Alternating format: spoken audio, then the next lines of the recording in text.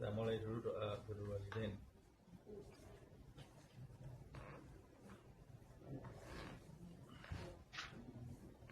Halaman 68 ya. 68 69. Bismillahirrahmanirrahim.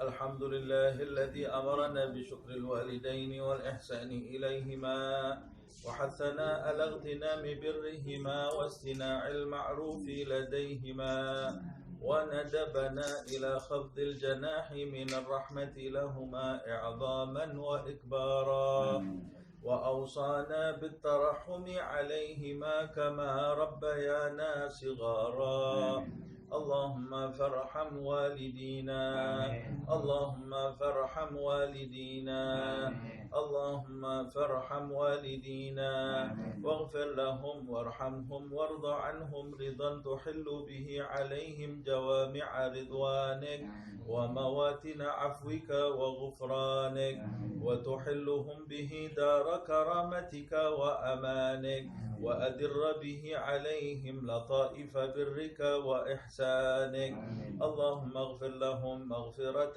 جامعة تمحو بها سالف أوزارهم وسيئ إصرارهم وارحمهم رحمة تنير لهم بها المجع في قبورهم وتؤمنهم بها يوم الفزع عند نشورهم اللهم تحنن على ضعفهم كما كانوا على ضعفنا متحننين وارحم انقطاعهم إليك كما كانوا في حال انقطاعنا إليهم راحمين وتعطف عليهم كما كانوا علينا في حال صغرنا متعطفين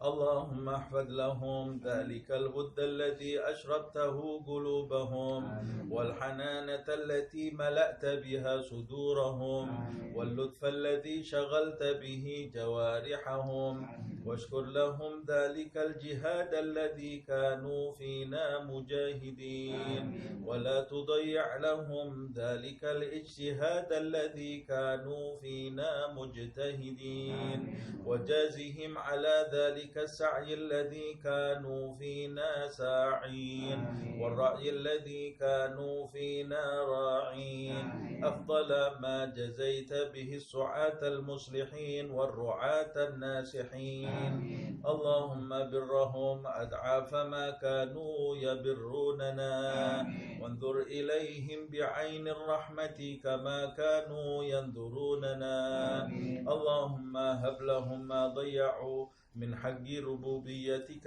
بما اشتغلوا به في حق تربيتنا وتجاوز عنهم ما قصروا فيه من حق خدمتك بما آثرون به في حق خدمتنا واعف عنهم ما ارتكبوا من الشبهات من أجل ما اكتسبوا من أجلنا ولا تؤاخذهم بما دعتهم إليه الحمية من الهوى لما غلب على قلوبهم من محبتنا وتحمل عنهم الظلمات التي ارتكبوها فيما اجترحوا لنا وسعوا علينا والطف بهم في مضاجع البلا لطفا يزيد على لطفهم في أيام حياتهم بنا اللهم وما هديتنا له من الطاعات ويسرته لنا من الحسنات ووفقتنا له من القربات فنسألك اللهم أن تجعل لهم منها حظا ونصيبا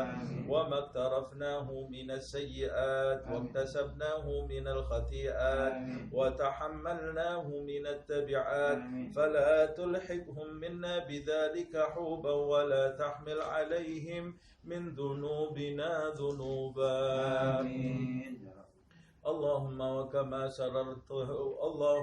وكما سررتهم بنا في الحياة فسرهم بنا بعد الوفاة اللهم ولا تبلغهم من أخبارنا ما يسوءهم ولا تحملهم من أوزارنا ما ينوءهم ولا تخزهم بنا في عسكر الأموات بما نحدث من المخزيات ونأتي من المنكرات وسر أرواحهم بأعمالنا في ملتقى الأرواح إذا سر أهل الصلاح بأبناء الصلاح ولا تجبهم منا على موقف افتضاح بما نستريح من سوء الاجتراح اللهم وما تلونا من تلاوة فزكيتها وما صلينا من صلاة فتقبلتها وعملنا من أعمال صالحة فرضيتها وتصدقنا من صدقة فنميتها فنسألك اللهم أن تجعل حظهم منها أكبر من حظوظنا وقسمهم منها أجزل من أجسامنا وسهمهم من ثوابها أوفر من سهامنا فإنك أوصيتنا ببرهم وندبتنا إلى شكرهم فأنت أولى بالبر من البر وأحق بالوصل من المأمورين اللهم اجعلنا لهم قرة أعين يوم يقوم الأشهاد وأسمعهم منا أطيب النداء يوم التناد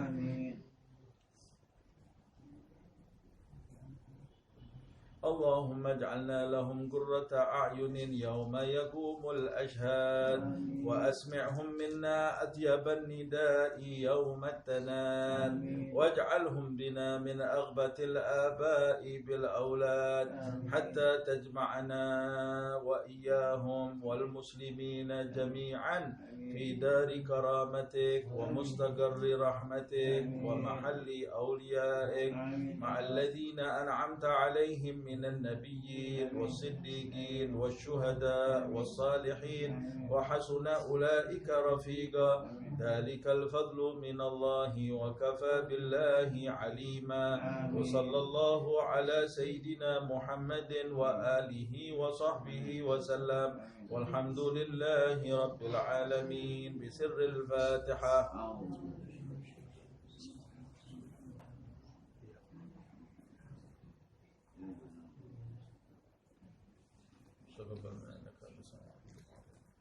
مغفرتك أوسع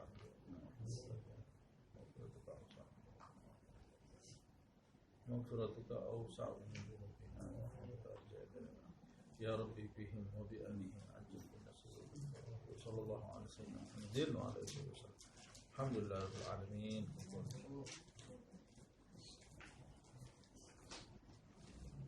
Terakhir ayat ke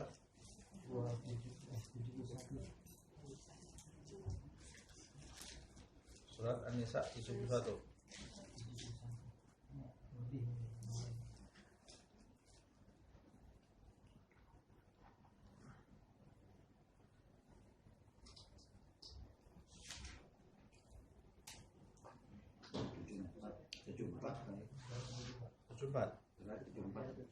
Sekarang 74. Sekarang 75. Sekarang 75.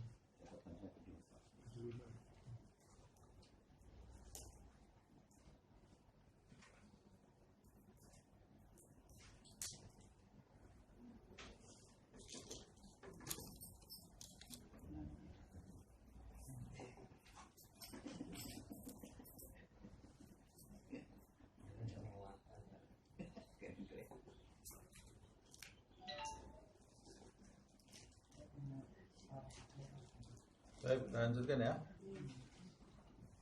Sekarang 75.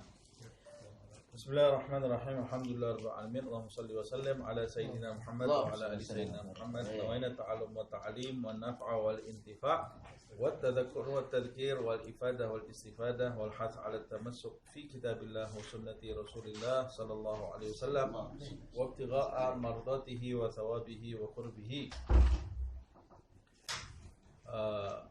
Pada pertemuan yang lalu kita membahas surat An-Nisa terakhir sampai di ayat ke-74. Allah Subhanahu wa taala menjelaskan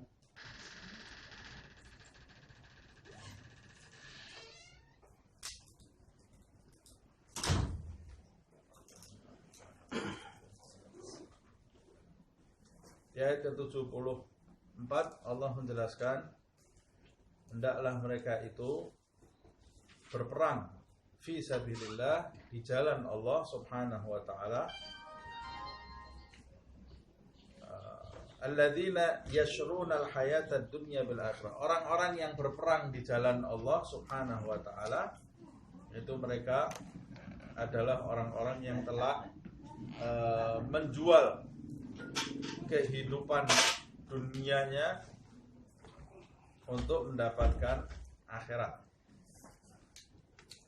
Kehidupan dunianya mereka jual untuk mendapatkan akhirat. Nah, kita bahas juga di pertemuan yang lalu betapa dunia ini sama sekali tidak ada artinya di mata Allah Subhanahu wa taala, sampai disebutkan di dalam beberapa riwayat setelah Allah menciptakan dunia maka Allah tidak pernah memandang dunia ini sama sekali, tidak pernah dipandang oleh Allah Subhanahu wa taala. Dunia yang tidak dipandang oleh Allah Subhanahu wa taala adalah dunia yang melalaikan seseorang dari mengingat Allah Subhanahu wa taala. Wa may yuqatil fi sabilillahi fayuqtal aw yaghlib fasawfa nu'tihi ajran 'azima. Dan barang siapa mereka yang berperang fi sabilillah, di jalan Allah Subhanahu wa taala, fayuqtal, mereka pada saat peperangan itu terbunuh mati syahid, aw yaghlib, atau mereka selamat dari terbunuhnya jiwa mereka di dalam peperangan tadi sehingga mereka bisa lolos dari maut atau memenangkan peperangan atau bisa hidup setelah peperangan tadi, fasawfa nu'tihi ajran 'azima, maka Allah Subhanahu wa taala akan memberikan kepada mereka ajran 'azima, pahala yang besar.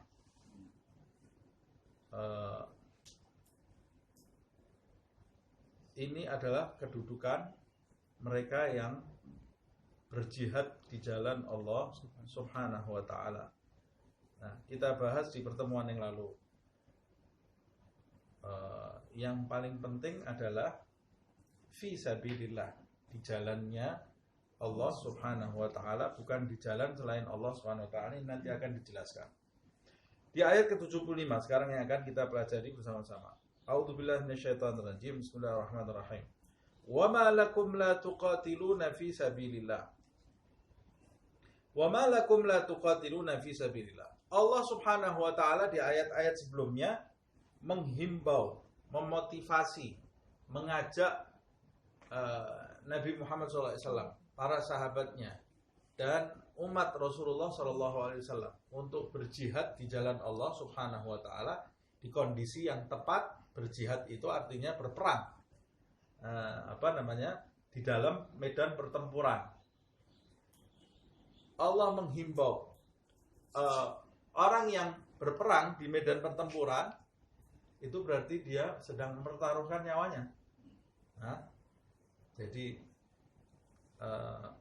itu puncak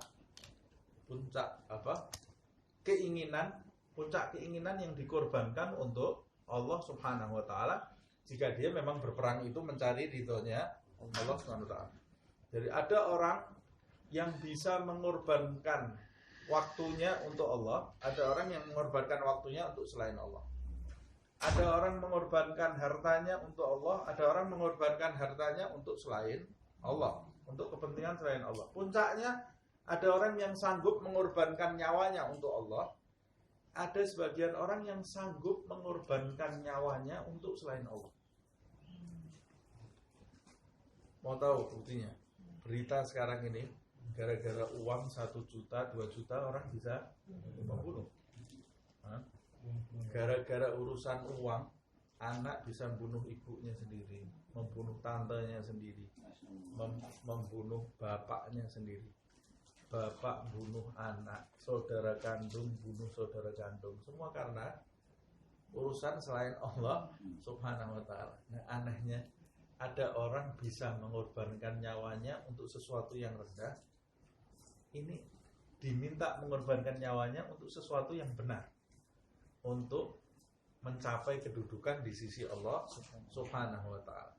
Dimotivasi oleh Allah Subhanahu wa taala, sehingga di ayat ini Allah justru mempertanyakan motivasi mereka. Di ayat yang ke-75 ini, wa ma lakum la tuqatiluna fi sabilillah. Maksudnya, apa alasan kalian sehingga kalian itu tidak berperang di jalan Allah Subhanahu wa ta'ala? Apa alasan kalian? Kalian ini tidak mau berperang di jalan Allah Subhanahu wa ta'ala.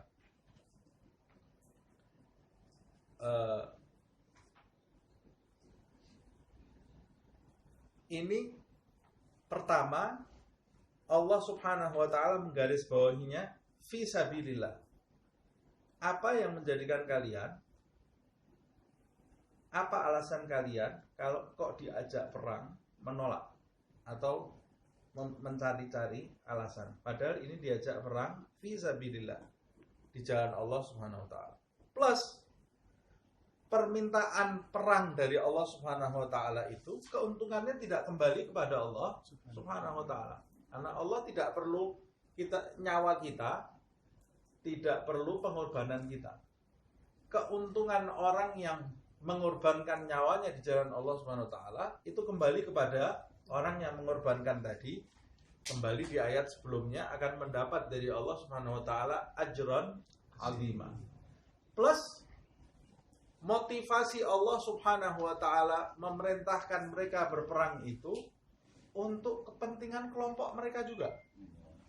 Untuk kepentingan kelompok mereka. Sebab kalau kamu tidak berperang, kamu ini akan hidup ditindas. Akan hidup ditindas oleh orang-orang yang jauh dari Allah Subhanahu wa ta'ala. Ini di sini disebutkan wa ma lakum la tuqatiluna fi sabilillah. Apa atau mengapa kamu tidak mau berperang di jalan Allah Subhanahu wa ta'ala? Wal mustad'afina minar rijali wan nisa'i wal wildanil ladzina yaquluna rabbana akhrijna min hadhil qaryati dzalimi ahluha. Kata Allah Subhanahu wa ta'ala, mengapa kamu ini tidak mau berperang padahal terdapat orang-orang mustad'afin. Mustad'afin ini dari kata dhaif. Dhaif itu lemah. Mustad'afin itu biasanya diartikan orang-orang yang tidak berdaya. Tapi sebetulnya kalau diartikan secara letterlek, mustad'af itu artinya orang-orang yang tidak diberdayakan. Bukan orang-orang yang tidak berdaya. Mustad'afin itu orang-orang yang hidupnya tidak diberdayakan.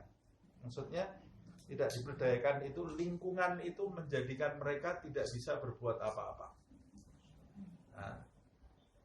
Baik mereka itu tidak berdaya apa-apa karena ditindas, atau tidak berdaya berbuat apa-apa karena sistem.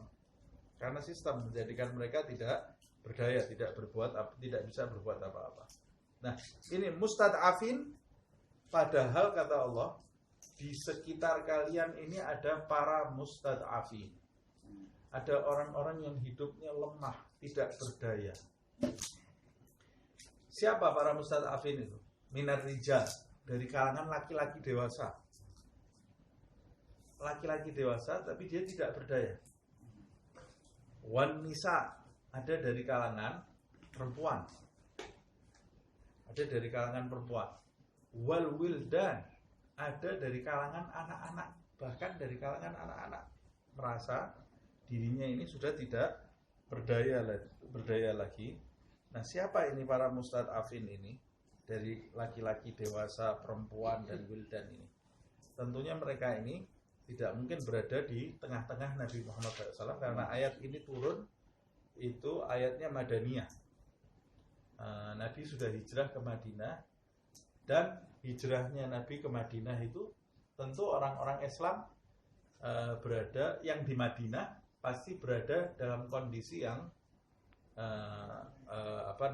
dihargai hak-haknya oleh Rasulullah Sallallahu Alaihi Wasallam. Tapi siapa yang dimaksud mustad'afin di dalam ayat ini? Yang dimaksud mustad'afin di dalam ayat ini adalah orang-orang Muslim yang tertindas di Mekah, yang tidak bisa hijrah bersama Rasulullah Sallallahu Alaihi Wasallam. Jadi dia tertinggal di Mekah, tidak bisa keluar, tidak bisa meninggalkan Mekah, bukan karena tidak mau meninggalkan Mekah, tapi karena dihalang-halangi oleh penduduk Mekah. Nah, dihalang-halangi bisa jadi karena posisi dia yang penting. Nah, kalau dia sampai hijrah, bisa menguatkan posisi orang-orang Islam. Ada lagi yang tidak bisa hijrah dari kalangan perempuan dan anak-anak, supaya suaminya yang ada di Madinah itu tidak bisa berbuat apa-apa. Istri dan anak-anaknya disandra. Ada lagi yang tidak bisa berhijrah karena dia ini punya harta banyak. Kalau dia hijrah, hartanya pasti akan dibawa. Dihalang-halangi oleh orang Mekah karena hartanya berguna untuk perputaran uang di Mekah. Jadi ada ada banyak yang tidak bisa hijrah bersama Rasulullah SAW. Terjadi perjanjian Hudaybiyah antara Rasulullah SAW dengan orang-orang Mekah, tapi perjanjian Hudaybiyah itu, di antara perjanjian itu tampak luarnya merugikan orang-orang Islam di masa itu. Karena di antara bentuk perjanjian itu adalah siapa yang lari dari Mekah, melarikan diri dari Mekah, mereka akan ditahan di Mekah. Siapa yang melarikan diri meninggalkan kota Mekah ke Madinah, maka Nabi Muhammad harus menolak mereka.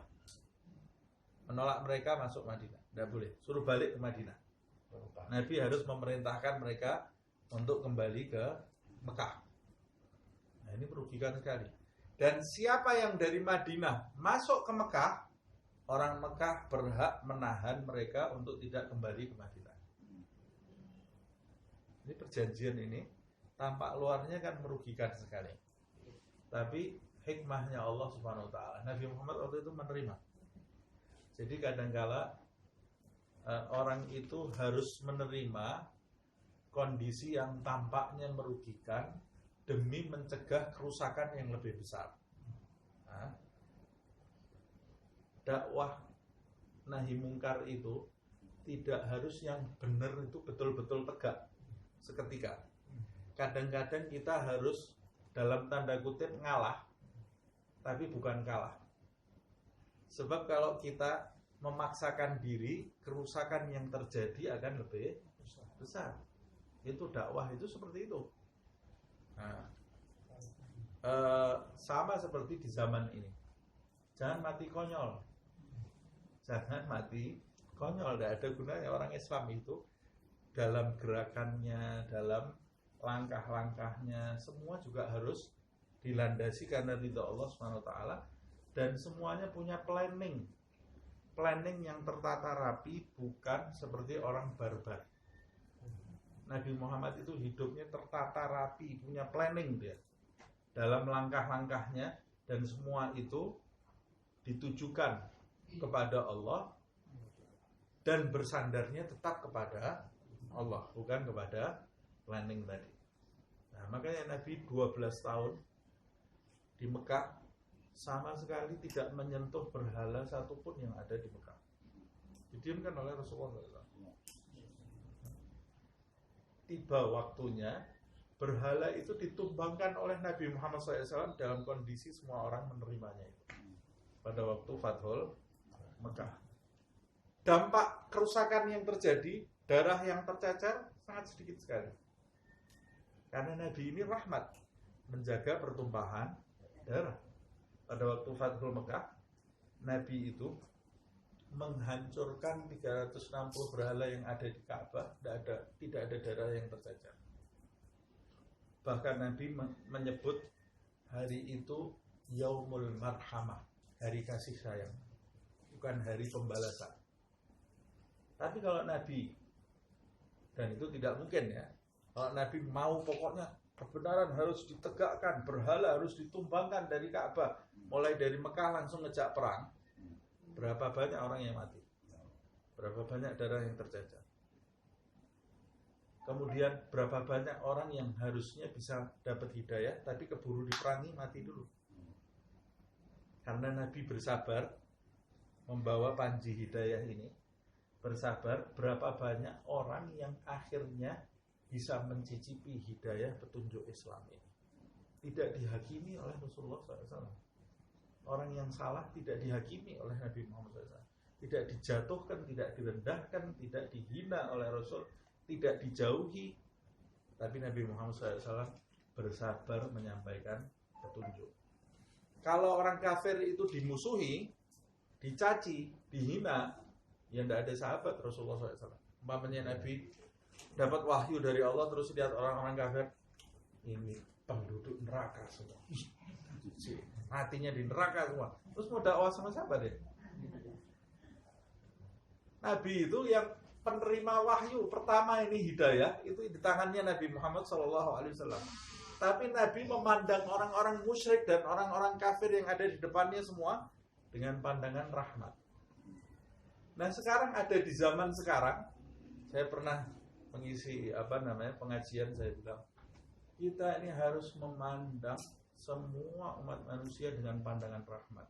Ada satu orang anak, saya tidak sepakat saat itu. Gimana? Masa kita memandang orang musyrik, orang kafir dengan pandangan rahmat? Ya dulu Nabi Muhammad itu waktu pertama kali diutus jadi Rasul, sudah ada orang Islam di sekitarnya. Ya ada semua ini orang musyrik, jahiliyah lagi. Ngubur anaknya sendiri. Anak perempuannya dikubur sendiri. Ibunya dinikahi. Ada anak nikahi ibunya sendiri. Bekas istrinya bapaknya ini dinikahi. Nah, zaman jahiliyah Pak. Dan Nabi disebut oleh Allah Subhanahu wa taala, "Wa ma arsalnaka illa rahmatan lil alamin." Aku tidak utus engkau hai Muhammad kecuali rahmat sebagai alam semesta. Loh, ya diutusnya sebagai rahmat, tapi Nabi dalam tingkah laku sehari-harinya kan nggak mungkin dengan kasih sayang. Kamu baca Al-Quran enggak? Allah Subhanahu wa taala berfirman, "Fabima rahmatin minallahi lintalahum." Hai Muhammad SAW, karena rahmatnya Allah yang membanjiri dirimu, maka engkau ini berlaku lemah lembut, lunak terhadap mereka. Siapa mereka itu? Orang kafir. Kalau sama sahabatnya Nabi jelas bukan lagi lunak. Ini sama orang kafir. Lintalahum. Karena rahmatnya Allah yang membanjiri dirimu, hai Muhammad SAW. Lintalahum. Kamu itu jadi berlaku lunak, lemah lembut, negosiasi, mengalah sama orang Yahudi loh nanti ini. Ngalah sama orang Yahudi, ngalah sama orang Nasrani, ngalah sama orang musyrik nyembah berhala. Ngalah Rasulullah SAW. Walaupun dalam posisi-posisi tertentu, Nabi itu tegas. Ngalah itu bukan lembek. Nah, jadi kita ini harus bisa betul-betul berdiri di tengah. Kata Rasulullah, la ifrat wa la tafrid. Kita ini tidak terlalu ngarah ke kanan, tidak terlalu ke kiri. Tidak kurang, tidak meremehkan, tidak berlebih-lebihan. Itu orang Islam. Orang Islam ini harus bisa di tengah. Rasulullah itu di tengah. Tidak ekstrim berlebih-lebihan, tidak juga lembek, takutan. Tidak, Nabi Muhammad SAW tidak seperti itu. Kata Allah SWT, "Walau kunta faddan ghalidhal qalbi lan faddu min haulik." Kalau engkau itu bersikap keras dan kasar, hai Muhammad, maka tidak ada orang mau masuk Islam. Tidak ada orang mau masuk Islam. Lan faddu min haulik, kata Allah. Akan lari dari kamu. Nah zaman kita ini sekarang, siapa orang non-muslim yang tertarik dengan Islam? Kalau kita setiap hari keluar kemana-mana mbak pentung, mau jadi satpam di bumi Allah Subhanahu wa taala, alisnya gini mbak pentung, terus siapa yang mau masuk Islam ini? Ngeri ini ada Islam. Nah itu memang tabiatnya manusia seperti itu. Dan Rasul-Rasul sebelum Muhammad SAW juga seperti itu, berlaku seperti itu. Yang disebutkan di Al-Quran diantaranya adalah Nabi Musa dan Nabi Harun. Diperintahkan oleh Allah Subhanahu wa taala untuk mendakwahi Fir'aun. Siapa pemimpin yang lebih buruk dari Fir'aun? Fir'aun ini mengaku dirinya ini Tuhan. Mengaku dirinya Tuhan pertama. dua membunuh Bani Israel berapa juta orang yang dibunuh. Bayi yang tidak bersalah Bani Israel ini disembelih semua. Dari laki-lakinya ini sampai sungai itu jadi merah, sungai Nil. Merah darahnya anak bayi yang tidak berdosa. Berapa banyak orang mati untuk memenuhi hasratnya Fir'aun ini. Sampai piramid itu dibangun, disembah lagi. Ada yang lebih hebat dari itu, tidak keburukan. Sampai Allah Subhanahu wa ta'ala menyebutkan innahu tagha. Ya, Fir'aun ini tagha, sudah kelewat batas Fir'aun ini, kata Allah. Ini hamba yang sudah kelewat batas sebenarnya. Allah kemudian mengutus Nabi Musa sama Nabi Harun. Diutus oleh Allah, kamu pergi ke Fir'aun. Apa kalimatnya di dalam Al-Quran? Faqula lahu qawlan layyinan. Subhanallah. Ini lihat, ini rahmatnya Allah Subhanahu wa ta'ala ini mengajarkan utusannya juga berlaku rahmat. Faqula lahu qawlan layyinan. Hai Musa, hai Harun, berangkat kamu ke Fir'aun. Fir'aun hambanya Allah enggak? Hambanya Allah juga. Allah ini sayang enggak sama hambanya? Sayang sama semua hambanya, Allah ini sayang. Nah, cuma ada yang nakal, disentil sama Allah karena nakalnya ini.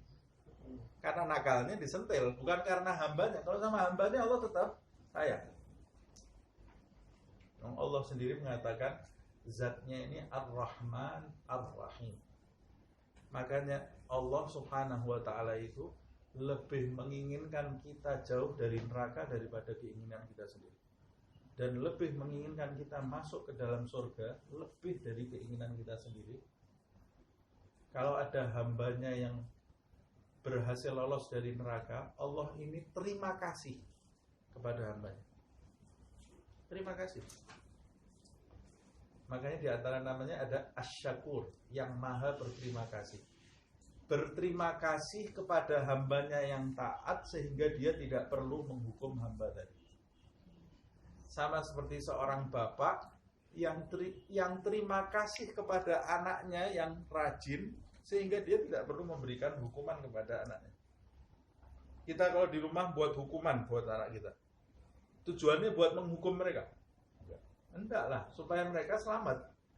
Jadi kalau mereka tidak dihukum, kita bahagia enggak? Lebih dari bahagianya anak tadi. Orang tua itu kalau ada anaknya selamat dari hukuman terus jadi orang berhasil, orang tua itu bangganya, bahagianya lebih dari bahagianya anak tadi. Perumpamaannya seperti itu. Allah kalau ada hambanya yang taat, Allah ini ridho kepada hamba tadi. Ridho itu apa sih? Puas terhadap hamba tadi.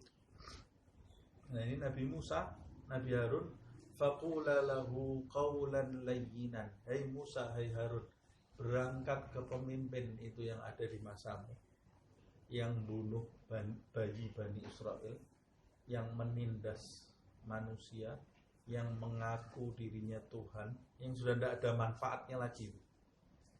Adanya madharat, manfaatnya sama sekali tidak ada. Terus bagaimana ya Allah?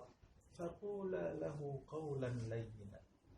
Sampaikan nasihat kepada Fir'aun yang sombong itu, yang tagha melampaui batas itu, nasihat yang lemah lembut.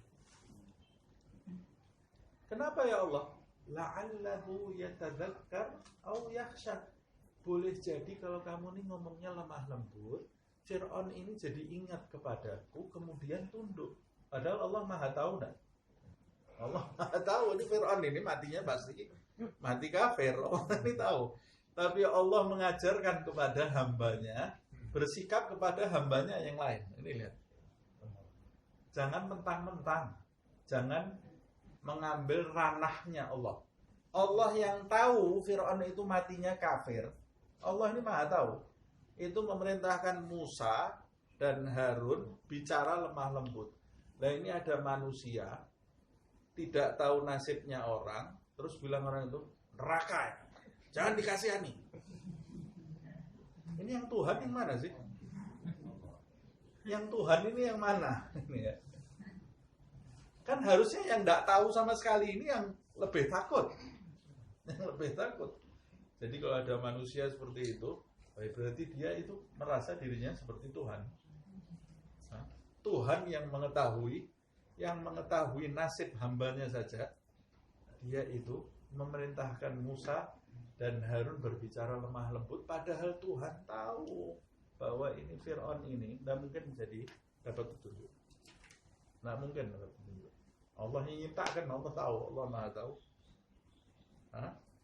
Subhanallah. Lihat ini, kadang-kadang kita ini heran juga ya dengan orang-orang soleh, wali-walinya Allah SWT, pemimpinnya wali Nabi Muhammad SAW, itu ngalahan hidupnya. Terkesan kalau kita lihat dizolimi hidupnya. Padahal mereka itu saat dizolimi itu berada pada situasi yang di atas, pada situasi yang mulia, yang menang. Yang mendolimi saat itu berada pada posisi merasa dirinya menang. Mereka itu sebetulnya hina dan kalah. Jadi orang yang menang itu bukan orang yang tampak luarnya super power. Bukan. Orang yang menang itu adalah orang yang bisa beradab, berakhlak di muka bumi ini, dan semua itu bisa mendatangkan ridhonya Allah Subhanahu wa ta'ala. Itu orang yang menang, yang mulia, walaupun di luar dia tampak kalah, tampak rendah. Sama seperti Sayyidina Husain. Pada waktu dipenggal kepalanya sama Shimir, utusannya Yazid gitu ya. Penggal kepalanya. Waktu dia menggal, dia merasa dirinya menang. Sayyidina Husain terpenggal kepalanya kalah kan?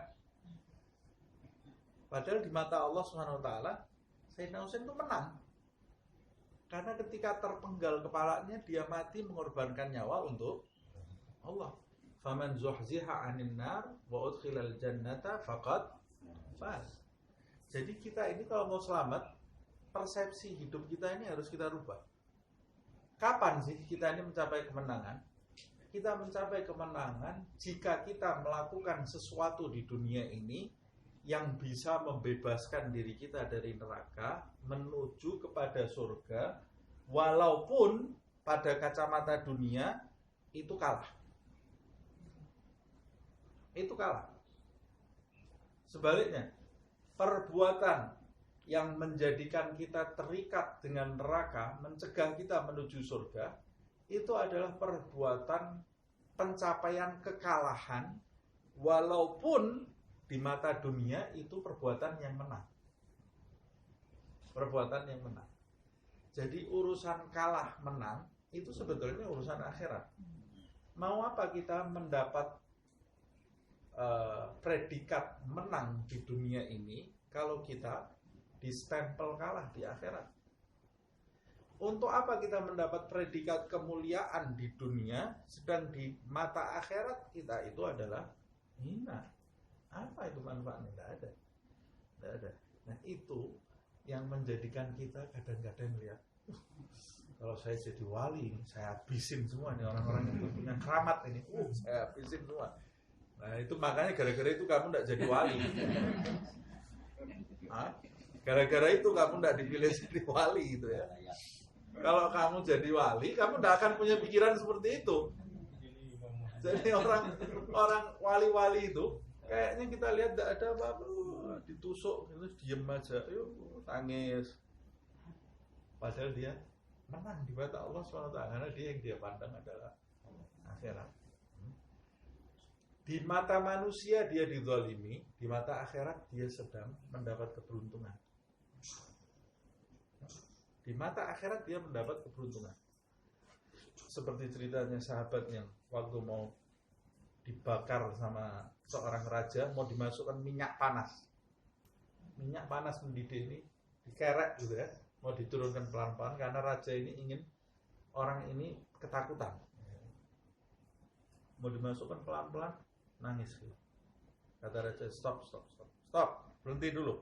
Seneng ini rajanya, orang ini nangis. Karena dia apa-apa kan nggak takut, rajanya marah ini ya. Kamu kok nangis kenapa?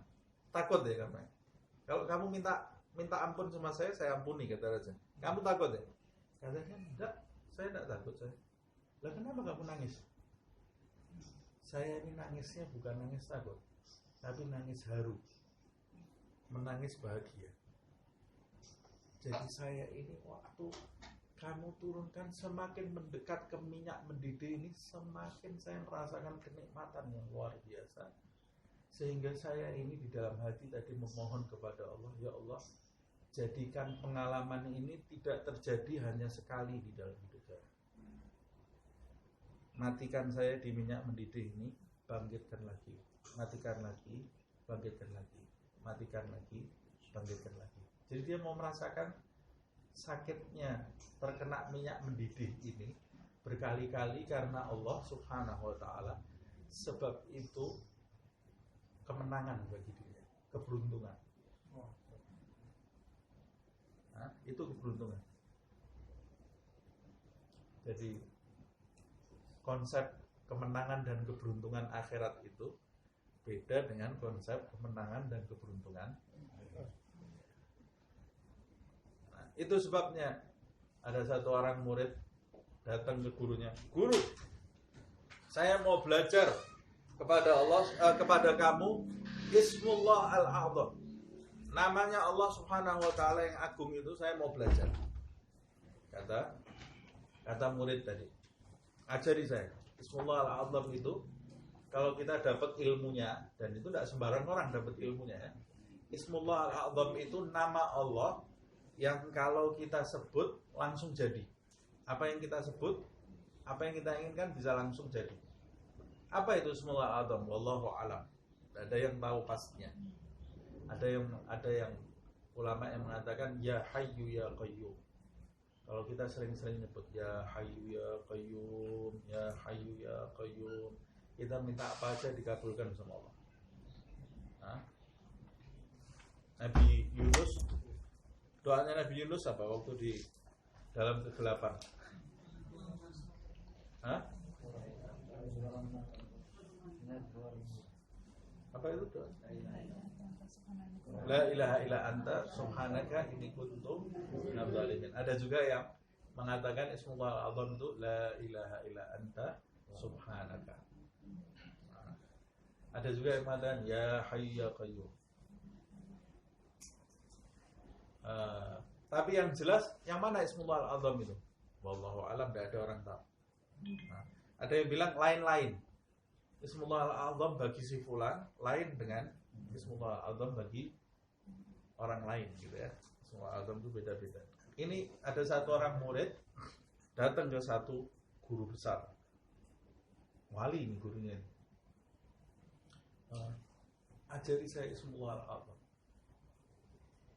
Berkata gurunya, kamu sudah siap dapat Ismullah Al-A'zam? Sudah siap. Kata gurunya, ya, ayo. Kalau begitu kamu keluar dulu bareng saya, keluar ke jalan. Keluar sampai di jalan, melewati pasar. Melewati pasar, tahu-tahu di tengah pasar itu ada orang kakek-kakek, tubuhnya kurus, dipecandain sama anak-anak muda banyak, didorong-dorong, kakek-kakek itu didorong-dorong sampai jatuh ke kanan, jatuh ke kiri. Anak muda ini terus di dalam hatinya, kalau saya punya Ismullah Al-A'zam, mati ini anak-anak muda ini. Nah, lama-lama dia tidak tahan, tapi gurunya ini ya diem aja, bantu aja juga enggak, gitu ya. Kata muridnya, guru, ini kayaknya saya perlu sekarang ini Ismullah Al-A'zam. Padahal kan gurunya juga sudah menguasai Ismullah Al-A'zam. Kenapa? Itu mau saya habisi anak muda itu. Saya sudah tidak tahan lihat anak-anak muda seperti itu. Kata gurunya, nak, kamu tahu enggak, itu kakek-kakek yang diganggu pemuda-pemuda itu guru saya yang ngajari saya Ismullah Al-A'zam. Itu guru saya, kata dia. Tapi dia santai. Diganggu anak muda itu dia tidak menggunakan namanya. Kalau kamu saya beri Ismullah Al-A'zam sekarang, langit sama bumi ini hancur karena sumpah kamu, kata dia. sedikit-sedikit bakal digunakan, bisa hancur.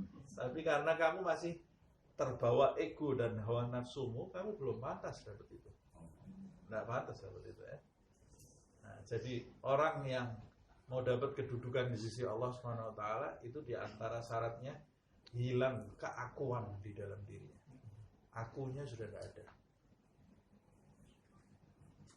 Aku itu sudah tidak ada di dalam diri. Jadi dia bertindak betul-betul fi sabilillah. Minallah ilallah alallah. Ada juga dalam kitab Al-Ibris disebutkan Syekh Abdul Aziz Ad-Dabbagh, dia mengatakan di tahun kesekian itu ada seorang Qutbuz Zaman. Qutbuz Zaman ini bukan cuma wali, pemimpinnya wali. Pemimpinnya para wali. Tapi hidupnya seperti orang biasa. Orang tidak ada yang tahu kalau orang itu wali. Tinggalnya di Afrika. Dulu di Afrika masih banyak peperangan kan. Sampai sekarang perang terus Afrika ini, perang persaudaraan dan lain-lain. Ini pemimpinnya para wali tinggal sama istrinya dan anaknya semua perempuan. Tidak punya anak lagi yang membantu dia. Satu saat dia diberitahu oleh Allah Subhanahu wa taala ittaqu firasatal mu'min, kata Wais Al-Qarani, hati-hati terhadap firasatnya orang beriman. Dia diberi firasat oleh Allah Subhanahu wa taala, tentara-tentara itu akan datang ke rumahnya mengambil dia. Mau diciduk dia. Ini padahal Qutbul Ghaub. Wali itu kalau dia menjentikkan jarinya, gunung bisa hancur. Atas nama Allah Subhanahu wa taala. Akhirnya dia diberi firasat oleh Allah. Dia keluar dari rumahnya, berjalan jauh menghampiri tentara tadi. Berjalan jauh menghampiri tentara tadi, sampai akhirnya ditusuk-tusuk oleh tentara tadi sampai mati di tempat. Tidak ada yang tahu tentara itu kalau dia ini seorang pemimpin para wali. Tidak ada kelebihannya yang keluar, tidak ada keramat, tidak ada doa. Padahal kalau dia mau, gunung itu bisa hancur jadi tanah. Kenapa dia keluar menghampiri tentaranya? Karena dia mau menyelamatkan anak-anak perempuannya. Kalau tentaranya sampai masuk ke rumah, anak perempuannya juga kena masalah. Jadi dia menghampiri, jadi dia ini mengorbankan nyawanya untuk kepentingan orang lain. Ya. Subhanallah. Dan banyak seperti itu. Banyak yang terjadi seperti itu. Jadi wali itu bukan yang jalan di angin gitu ya, bukan. Sahur sepuh dulu ada acara radio, saya masih kecil suka mendengarkan Sahur Sepuh. Brahma Kumbara. Dulu suka mendengarkan. Oh, itu sakti-sakti semua. Bukan kerasakti wali itu. Bukan kerasakti wali itu. Tapi wali itu, ya tapi yang keluar karamatnya juga ada. Yang keluar karamatnya atas kemauan Allah SWT ada. Tapi semakin tinggi kedudukan para wali, semakin dia seperti tidak wali. Maksudnya seperti tidak wali, semakin kayak orang biasa. Semakin menonjolkan sisi hambanya di hadapan makhluk. Kalau yang baru-baru itu yang kelihatan. Tapi dia tidak menampakkan ya. Allah Subhanahu wa taala yang maha. Dan semua para wali itu dia tidak melakukan sesuatu kecuali atas izin dan perintah Allah Subhanahu wa taala. Nah, jadi wali itu nabi yang tidak dapat wahyu, seperti nabi lah, tapi tidak dapat wahyu dari Allah Subhanahu wa taala. Nah, sama seperti itu. Kalau kita lihat sejarahnya Rasul, yang paling tinggi kedudukannya siapa? Yang paling seperti hamba itu Nabi Muhammad. Nabi Sulaiman, anginnya, kemana-mana angin. Rasulullah dilempar batu keluar darahnya, dipanah tembus, giginya pecah. Nabi Muhammad ini diboikot, diem aja Nabi Muhammad SAW. Diboikot sampai kelaparan, sampai istrinya meninggal gara-gara sebab boikot itu Khadijah itu sakit parah meninggal. Tapi ya tenang, Rasulullah SAW ya, menonjolkan sisi kehambaannya. Ini kita bahas ini kan tadi bahas Hudaybiyah. Perjanjian Hudaybiyah. Memang saya ini kalau bicara suka ngalor ngidul, insyaallah ada manfaatnya ya. Saya membahas perjanjian Hudaybiyah tadi kan tampaknya merugikan, kok Rasulullah diem aja. Ya memang gitu, wali-wali itu seperti itu. Berarti kalau dia diem itu ada sesuatu yang dia cegah. Ini kalau saya lawan, nanti dampak kerusakan yang terjadi akan lebih lagi. Jadi dia memilih diem. Dia memilih diem. Menerima itu walaupun di luar tampak merugikan tadi. Nah, karena perjanjiannya seperti itu, kalau ada dari Mekah ke Madinah harus disuruh balik ke Mekah, tapi kalau ada dari Madinah ke Mekah tidak bisa balik ke Madinah. Nah, hikmahnya orang yang dari Mekah ke Madinah itu disuruh kembali oleh Rasulullah SAW. Balik, tidak diterima di Madinah. Saya punya perjanjian sama orang-orang Mekah. Kamu tidak bisa masuk Madinah, kembali ke Mekah. Disuruh kembali ke Mekah, siapa yang mau kembali ke Mekah? Akhirnya mereka tinggal di daerah-daerah sekitar Madinah. Tinggal di situ, dakwah di situ, manfaatnya apa? Daerah-daerah yang di sekitar Madinah ini semua jadi Islam semua. Waktu Fathul Makkah, Nabi ini berangkat ke Mekah dari Madinah, itu disambut dengan tentara yang hasil dari dakwahnya orang-orang yang terusir tadi, tidak diterima di Madinah. Itu hikmahnya. Akhirnya mereka mau tidak mau tinggal di sekitar Madinah, berdakwah, dan banyak orang masuk Islam. Nah, jadi yang dimaksud al-mustad'afin di sini adalah orang-orang Mekah. Yaquluna, mereka itu berdoa, Rabbana akhrijna min hadhil qaryati adh-dhalimi ahluha.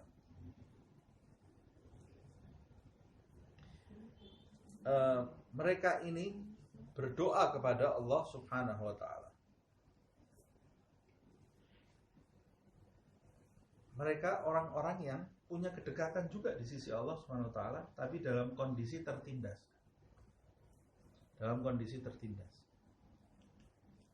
Jadi kita bisa belajar di sini, pertama, orang yang beriman kepada Allah Subhanahu wa ta'ala itu dia akan mengalami problem berbeda-beda di muka bumi.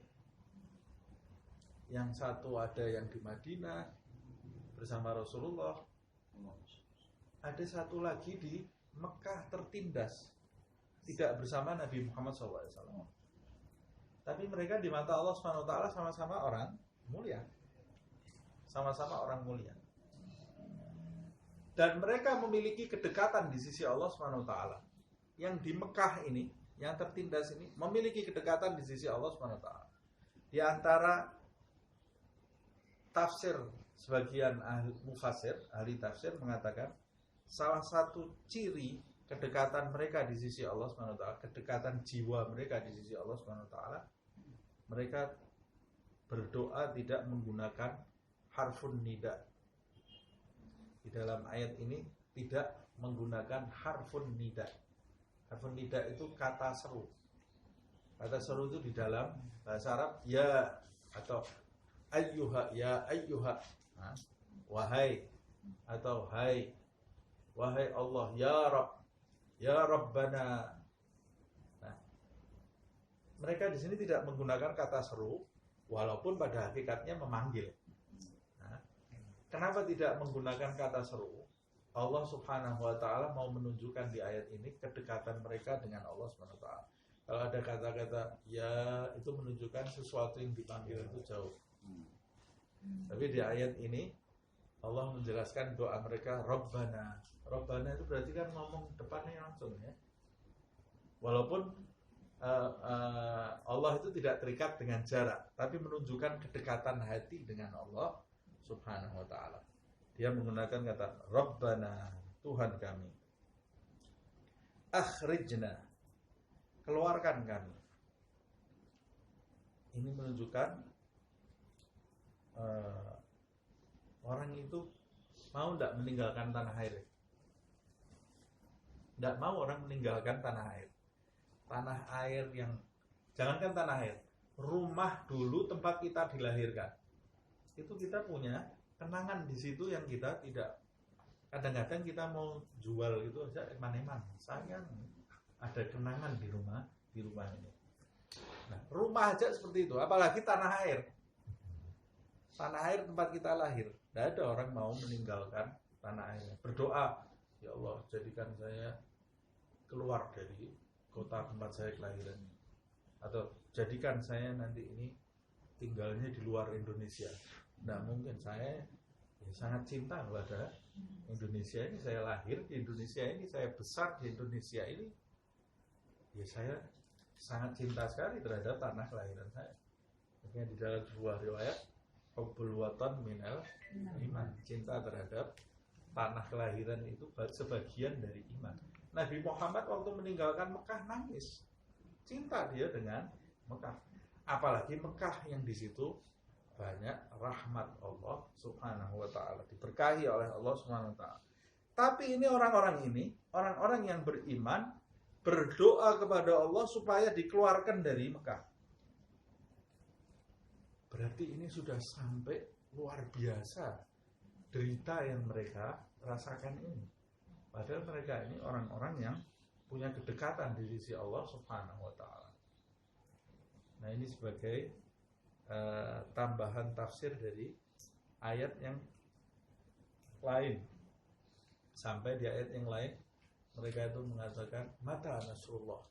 Ujian itu yang menimpa Allah, menimpa Rasulullah dan umatnya yang terdahulu, sampai mengatakan mata nasrullah.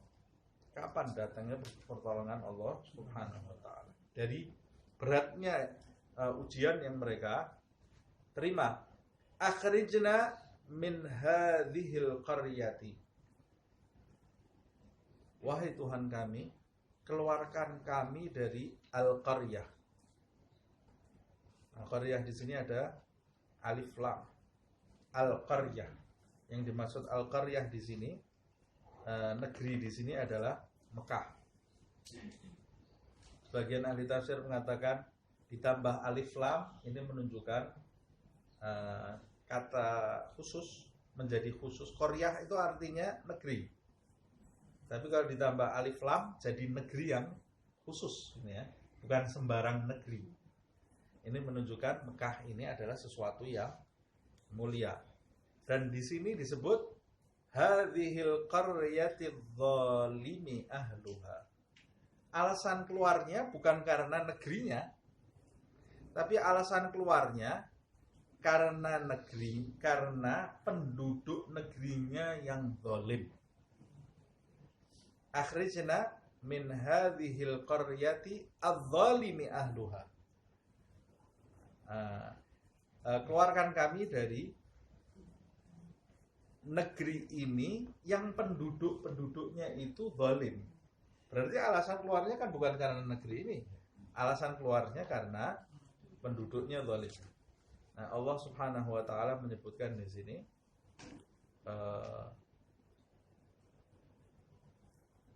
orang-orang itu keluar karena penduduknya yang zalim. Tapi kalau di ayat yang lain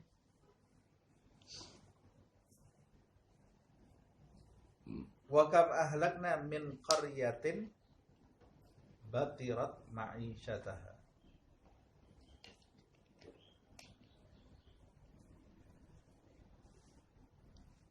Di ayat yang lain min qaryatin batirat ma'isyataha. Berapa banyak penduduk yang kami hancurkan, kami binasakan. Min qaryatin batirat ma'isyataha. Berapa banyak penduduk negeri yang sudah bersenang-senang kehidupannya kami binasakan, kata Allah Subhanahu wa taala. Tapi negerinya ini disangkut pautkan oleh Allah Subhanahu wa taala. Tapi karena Mekah ini sesuatu yang negeri yang mulia. Allah Subhanahu wa taala menjelaskan di sini, kata-katanya tepat sekali itu ya. Al-qaryati adz-dzalimi ahluha. Karena qaryahnya tetap mulia, tapi penduduknya yang zalim. Jadi menunjukkan tempat yang mulia itu bisa saja dihuni oleh orang-orang yang tidak mulia. Tempatnya mulia, bisa dihuni oleh orang-orang yang tidak mulia. Waj'al lana min ladunka waliyan, dan berikanlah untuk kami di sisimu. Kita sudah pernah membahas kata min ladun. Dari sisi Allah SWT itu berarti sesuatu yang sangat besar. Minta apa? Min ladun, dari sisi Allah, waliyan, seorang wali. Maksudnya seorang wali ini pelindung dari sisi Allah SWT. Kata-kata min ladunka, mereka ini dalam kondisi yang sudah sangat terdesak sekali sampai di puncaknya, dan mereka memohon kepada Allah Subhanahu wa taala minta pelindung, tapi dari sisi Allah, bukan dari sisi yang lain. Kalau pelindung dari sisi Allah berarti pelindung yang menjadikan mereka lebih dekat kepada Allah, bukan menjadikan mereka ingkar atau berpaling dari Allah, berpaling dari Nabi Muhammad SAW. Ada umpamanya orang datang menawarkan, kamu mau selamat dari Mekah nih? Ya, tapi murtad. Nggak mau saya. Doa saya bukan itu, pelindung dari Allah. Kamu mau selamat dari? Ya, saya mau, tapi bunuh Muhammad SAW. Nggak mau saya. Itu berarti bukan dari Allah Subhanahu wa taala. Jadi pelindung min ladunka, dari sisi Allah Subhanahu wa taala. Waj'al lana min ladunka nasira, dan jadikanlah kami wahai Allah Subhanahu wa taala dari sisimu itu nasira, seorang penolong dari sisi Allah Subhanahu wa taala. Dalam kondisi seperti ini Allah Subhanahu wa taala memerintahkan orang-orang yang punya kekuatan untuk menolong orang-orang yang tidak berdaya, dan Allah Subhanahu wa taala memerintahkan orang-orang yang tidak berdaya itu untuk tidak putus asa dengan berdoa. Jadi kita kalau sudah berada di puncak, tidak punya daya upaya lagi untuk menyelamatkan diri kita, jangan putus asa, masih ada doa. Tidak ada jalan buntu di muka bumi ini. Tidak ada jalan buntu bagi orang yang beriman. Masih ada doa kepada Allah SWT. Dan kalau kita mampu berikhtiar seperti orang-orang Madinah dan Nabi Muhammad SAW di masa itu, dia mampu berikhtiar, maka harus berperang menyelamatkan orang-orang yang mustad'afin, yang tidak berdaya. Nah, Allah Subhanahu wa taala menolong orang yang tidak berdaya dengan orang-orang yang diberi kekuatan dan daya upaya oleh Allah.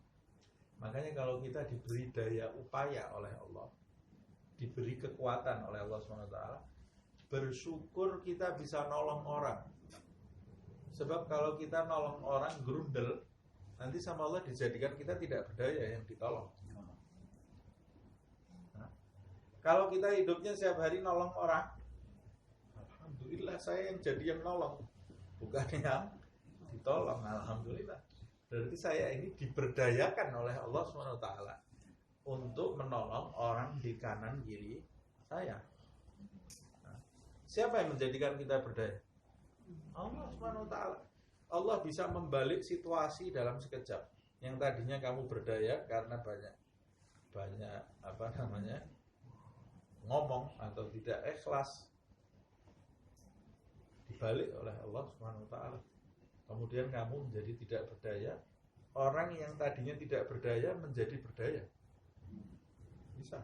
Dan itu banyak di dalam kehidupan ini. Saya sendiri lihat sudah berkali-kali ya. Ada orang yang tadinya ini ditolong sama ini. Nah, B ditolong sama A. Ditolong sama A. Tapi A ini sombong. Saya tidak mau suudzon lah, mungkin bukan sombong. Tapi sering maksudnya menampakkan kehebatannya itu. kemudian dibalik oleh Allah Subhanahu wa taala. Sekarang ini B ini yang menyuplai kehidupannya A. Kebalik. Nah, Allah Subhanahu wa taala Maha Kuasa. Nah, jadi harusnya bagaimana? Harusnya kalau kamu kalau kamu diposisikan oleh Allah Subhanahu wa taala sebagai orang yang berdaya di muka bumi ini, jangan lupakan orang-orang yang tidak berdaya dan tolonglah orang-orang yang tidak berdaya itu fi sabilillah. Di jalannya Allah, bukan mencari apa-apa. Kalau kamu menjadi orang yang tidak berdaya di muka bumi ini, diposisikan menjadi orang yang tidak berdaya, jangan bersandar hidup kamu kepada orang yang berdaya, minta pertolongan tetap kepada Allah. Waj'al lana, kan mintanya sama Allah, jadikan untuk kami pelindung-pelindung dan penolong. Tapi tetap dia bersandarnya kepada Allah Subhanahu wa taala. Dan berapa banyak orang yang kuat itu ditolong oleh Allah melalui orang yang lemah. Karena dia berbuat baik kepada orang yang lemah, Allah Subhanahu wa taala menolong dia. Menolong dia. Kata Rasulullah, hal tunsaruna bi du'afaikum. Bukankah kalian ini ditolong melalui orang-orang yang lemah di antara kalian? Jadi kalau mau ditolong, nolong. Ada orang yang bukan cuma orang, makhluk. Ada makhluk yang lemah di sekitar kita, apalagi orang. Nah, ada orang ribut, kasihan ini kucing, kasihan. Tapi setiap hari maki-maki orang. Kamu ini sama kucing baik, tapi sama manusia tidak baik. Harusnya sama manusia lebih baik daripada sama kucing. Nah, ini manusia lebih mulia daripada kucing. Ada kucing kelaparan, dikasih makan kucing. Sebelahnya tetangganya mau mati dan tidak digubris sama dia. Kebalik nih logikanya. Sama manusia harus lebih memperhatikan kita. Nomor 1, rating 1-nya manusia dulu, baru kedua kucing. Bukan dibalik, kucing, kambing, anjing, manusia terakhir. Manusia itu laqad khalaqnal insana fi ahsani taqwim. Telah aku ciptakan manusia dalam bentuk yang paling sempurna. Kalau kita menolong sesuatu yang mulia di sisi Allah, kemuliaan yang kita terima akan lebih mulia lagi. Manusia, perbandingannya manusia dengan non-manusia, manusia dulu. Manusia Islam dengan manusia non-muslim, yang Islam dulu. Kalau sama-sama darurat ini ya. Kemudian muslim taat, muslim maksiat. Yang taat dulu. Yang taat dulu didahulukan. Muslim taat berilmu. Muslim taat bodoh. Yang berilmu dulu yang didahulukan.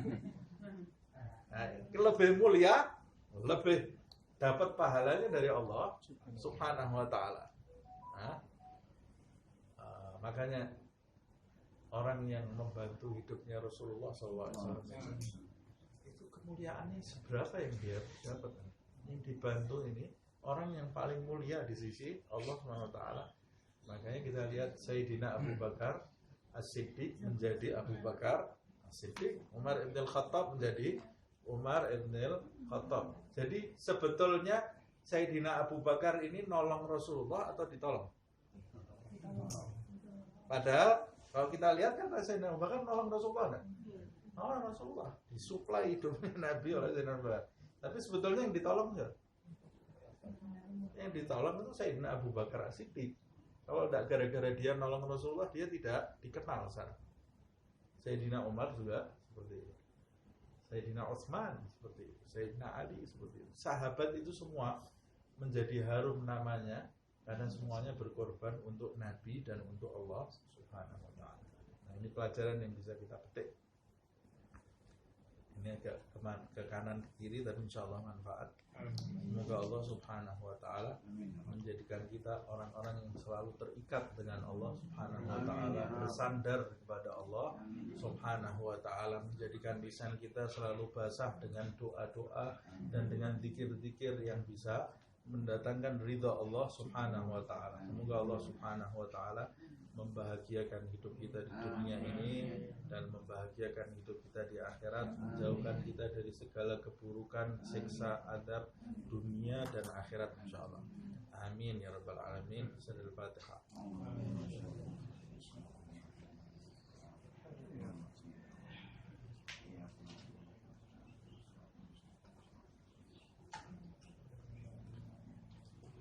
يا ربنا اعترفنا بأننا اقترفنا وأننا أسرفنا على لظى أشرفنا فتب علينا توبة تغسل لكل حوبة واستر لنا العورات وآمين الروعات واغفر لوالدينا ربي ومولودينا والأهل والإخوان وسائر الخلان وكل ذي محبة أو جيرة أو صحبة والمسلمين أجمع آمين ربي اسمع فضلا وجودا منا لا باكتساب منا بالمصطفى الرسول نحظى بكل سول بالمصطفى الرسول نحظى بكل سول بالمصطفى الرسول نحظى بكل سول صلى وسلم ربي عليه عد الحب وآله وصحبه عداد طرش الصحب والحمد لله بالبدء والتنامي. سبحانك اللهم وبحمدك أشهد أن لا إله إلا أنت أستغفرك وأتوب إليك. سبحان ربك رب العزة عما يصفون سلام على المرسلين والحمد لله رب العالمين والعفو منكم.